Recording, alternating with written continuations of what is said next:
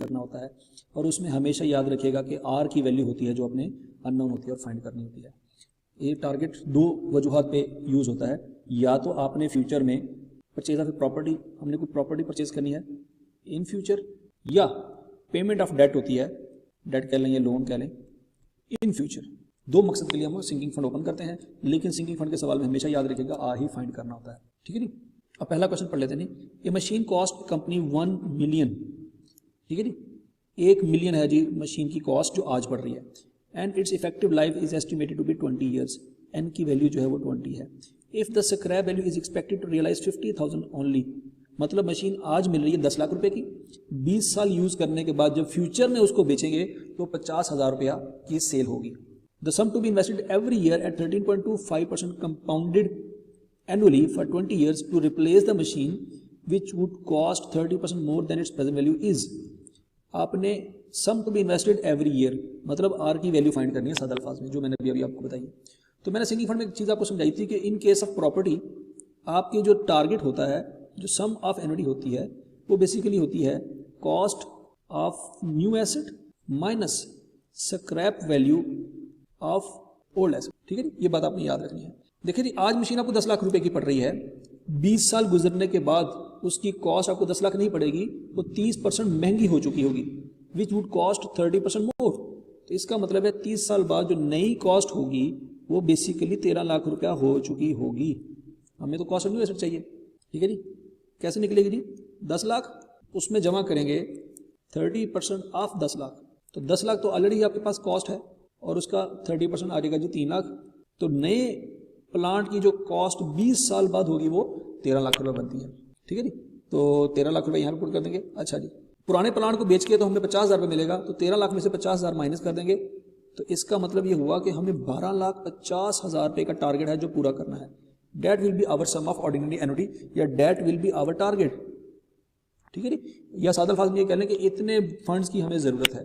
13 लाख की वैसे हमें ज़रूरत है, लेकिन ओल्ड प्लांट को बेचेंगे 50,000 मिल जाएगा, तो इसका मतलब है हमें फिर 13 लाख रुपए की नहीं 12,50,000 रुपये की ज़रूरत है। ये लगा दिया। अब हम सम ऑफ ऑर्डिनरी एनुटी का फार्मूला लगा के उसमें से आर निकाल सकते हैं। ये आर हमारा अननोन है, वो हमने निकालना है। तो 12,50,000 एस नॉट की जगह लिख देंगे, आर अननोन है, रेट क्वेश्चन में गिवन है कितना है जी 13.25%, तो 1 + 0.1325 आ जाएगा, पावर 20 - 1 / 0.1325। 20 कहाँ से पता लगा? 20 साल उसकी लाइफ है और एनुअल इंस्टॉलमेंट है, तो फिर एन ही यहाँ पे पेमेंट्स होंगी, ठीक है जी। तो बाकी हम कैलकुलेटर से आंसर निकाल लेते हैं, ठीक है जी। तो 1,250,000 या डिवाइड कर देते हैं इसको 1.1325 पावर 20 - 1 / 0.1325 ब्रैकेट क्लोज, आंसर आ जाता है जी 14,997। 14,997 हमारा आंसर है। तो 14,997 सिर्फ और सिर्फ डी ऑप्शन में मैच कर रहा है। तो यहाँ तक हमारा आंसर आ गया जी। अच्छा जी, अब अगला सवाल देखते हैं। ये आई कैप का क्वेश्चन बैंक करनी है, लेकिन आपके पास पेपर का है, बुक में मौजूद है। आप जो अभी यूज़ कर रहे हैं कोई भी मटेरियल वगैरह जो मैंने आपको प्रोवाइड किया है, मेरी बुक में इस तरह का सवाल मौजूद है। ये company establishes a sinking fund, यहाँ पे भी लफ्ज़ सिंकिंग फंड आ गया, to provide for the payment of 100,000 maturing in 4 years. 1 lakh रुपए का कर्जा पे करना है। फॉर द पेमेंट, ये सिंगल पेमेंट का लफ्ज़ है, ऐसे नहीं लिखा हुआ, तो ये टोटल अमाउंट है जो आपने पे करनी है in 4 years. Contribution to the fund are to be made at the end of every 6 month. यहाँ से पता लग गया कि कंट्रीब्यूशन सेमी एनुअल है। Find the amount of each semi annual installment R find करनी है। If interest it 8% compounded semi annually. N की वैल्यू है जी 4, तो रेट हो जाएगा जो सेमी एनुअल आता है 8% / 2, वो 4% पर 6 मंथ हो जाएगा। और फाइंड क्या करना है जी? हमने आर फाइंड करना है। वंस अगेन यहाँ पे फार्मूला लगेगा जी S naught is equal to R 1 + r raised to power n - r। इसी फार्मूले वैल्यू पुट कर लेते हैं। एस नॉट है जी हमारे पास टोटल टारगेट 1 लाख रुपए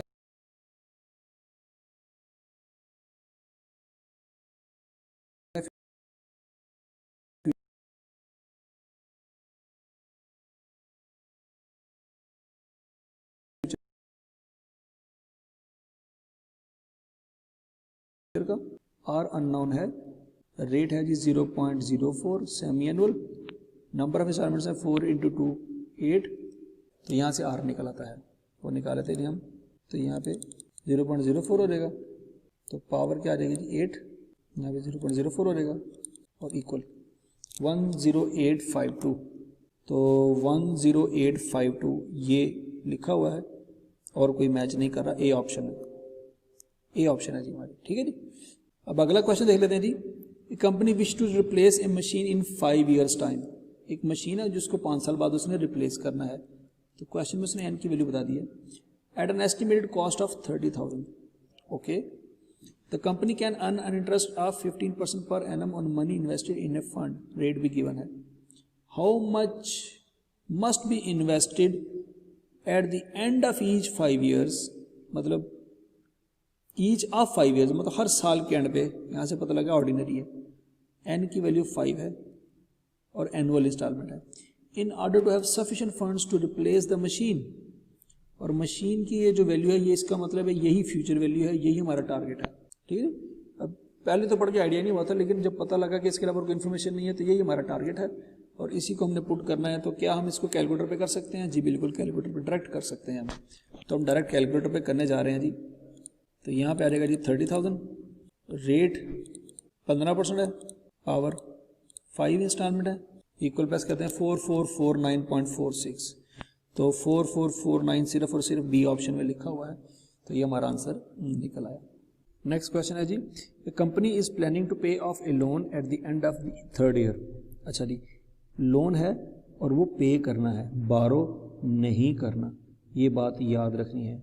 लोन पे करना है तो फ्यूचर में पैसे चाहिए लोन पे करने के लिए। Eight the end of 3rd year, तीसरे साल के एंड पे, मतलब फ्यूचर में, आज नहीं, ठीक है जी। The amount then payable would be 120 million, और ये फ्यूचर में 120 पे करना है आपने, तो इसका मतलब है ये प्रेजेंट वैल्यू नहीं हो सकती, ये फ्यूचर वैल्यू ही है, ठीक है जी। The company wants to create a sinking fund, यहाँ पे लफ्ज आ गया sinking fund.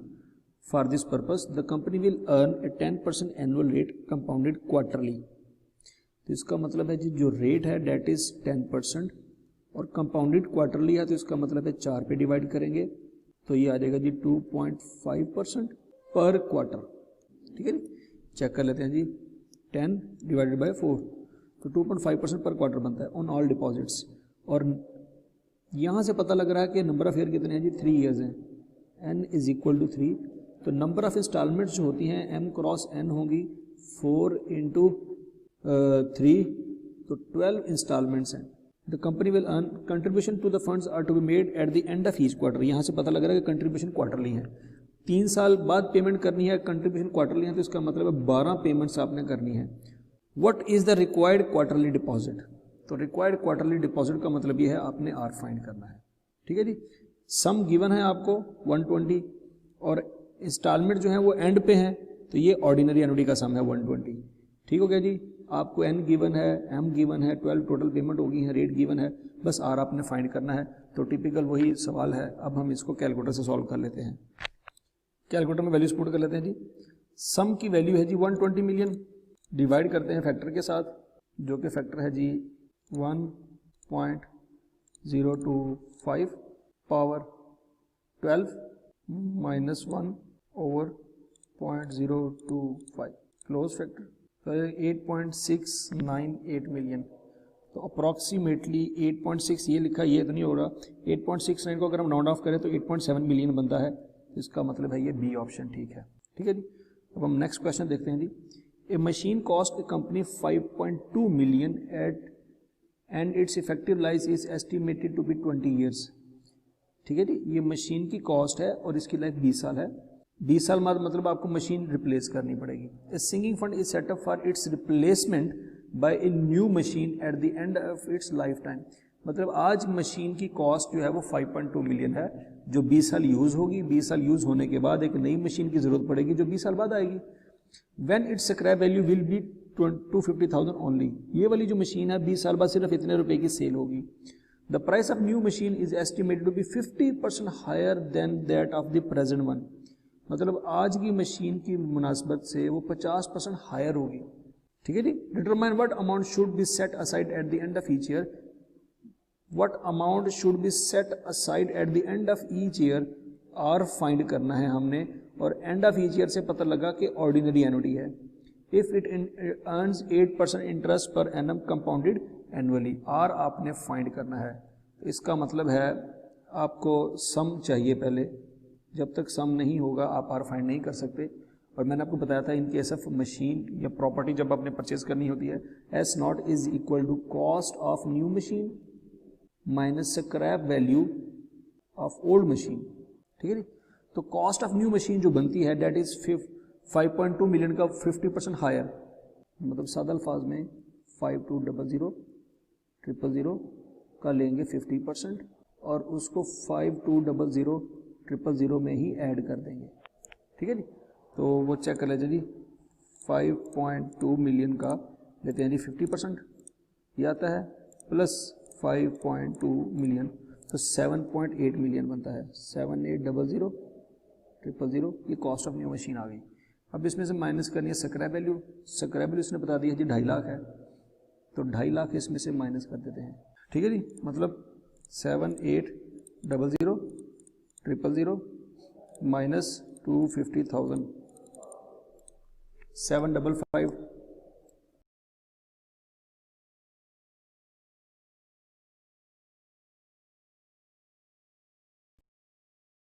0,000 that is S not. अब इसको हमने एनुटी फैक्टर पे डिवाइड कर देना है, जिसमें इंस्टॉलमेंट है जी 8% रेट है, तो रेट है जी 8%, और चूंकि ये एनुअल है तो ये एनुअल ही यूज़ होगा, ठीक है जी। और एन की वैल्यू यहाँ पे 20 है, यहाँ से पता लग गया हमें। ओके, हम फैक्टर में पुट कर देते हैं, यहाँ पे पुट कर देते हैं जी।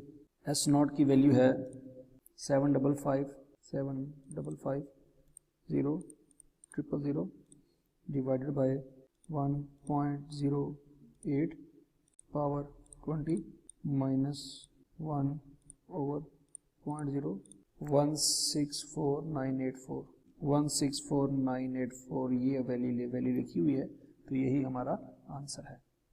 ओके जी, अब ये सवाल है आपके सामने, इसको देख लेते हैं। ये आखिरी क्वेश्चन है सिग्नल फंड के ऊपर कि भाई Excel corporation has issued bonds having face value of 500 million, ये फेस वैल्यू है उसकी। They carry annual interest rate at 10% compounded semi annually. Okay, the bonds are redeemable in 2.5 years. देखें आज बॉन्ड की जो वैल्यू है वो 500 मिलियन है और उसके ऊपर जो रेट है वो 10% है और सेमी एनुअली है। ओके, तो उसने मेच्योर होना है जाके 2.5 ईयर्स पे जाके, वहाँ पे जाके उसने उसकी पेमेंट होनी है, तो 2.5 ईयर्स इसने कंपाउंड होना है, ठीक है जी। Interest as well as face value will be paid on maturity. यहाँ से बात समझ आई है कि ये फेस वैल्यू है, ये फ्यूचर वैल्यू नहीं है। इतने पैसे पे नहीं करने हमने, इतने पैसे तो हैं उसके आज, जो फ्यूचर में मेच्योरिटी में 2.5 साल के बाद जो आपने पेमेंट करनी है उसमें इंटरेस्ट और फेस वैल्यू दोनों पे करने हैं, मतलब इसमें कंपाउंड इंटरेस्ट शामिल होगा। तो पहले हम इसका कंपाउंड इंटरेस्ट की कैलकुलेशन कर लेते हैं। A is equal to P into 1 plus R over M raise to power M N वाला फार्मूला लगाएंगे। 500 इंटू 1 प्लस 0.05, क्योंकि इसको डिवाइड करेंगे तो 0.05 आएगा, ठीक है जी। पावर में लिखेंगे जी सेमी एनुअल रेट है 2 इंटू 2.5, तो ये तो हम सीधा सीधा कैलकुलेटर से निकाल लेते हैं जी।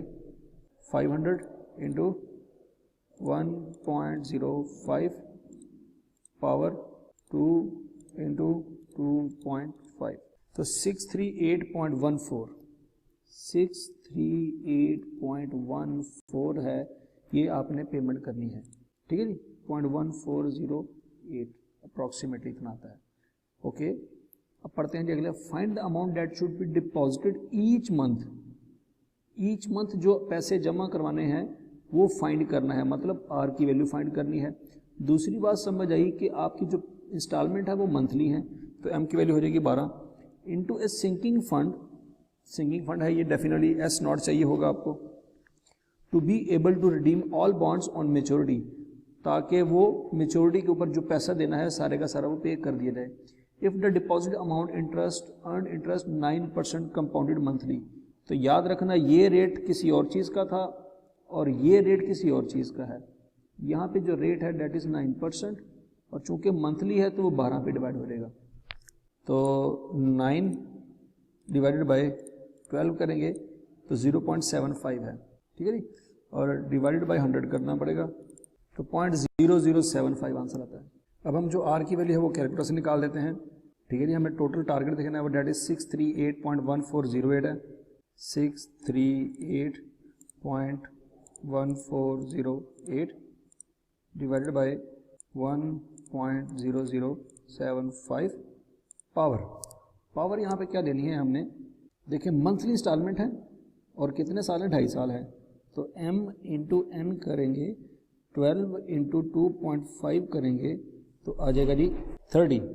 अब 30 हम कैलकुलेटर पुट करते हैं जी, पावर आएगी जी 30 minus 1 over 0.0075 bracket close equal 19.047, तो 19.047 मिलियन ये लिखा हुआ है ए ऑप्शन, ठीक है जी।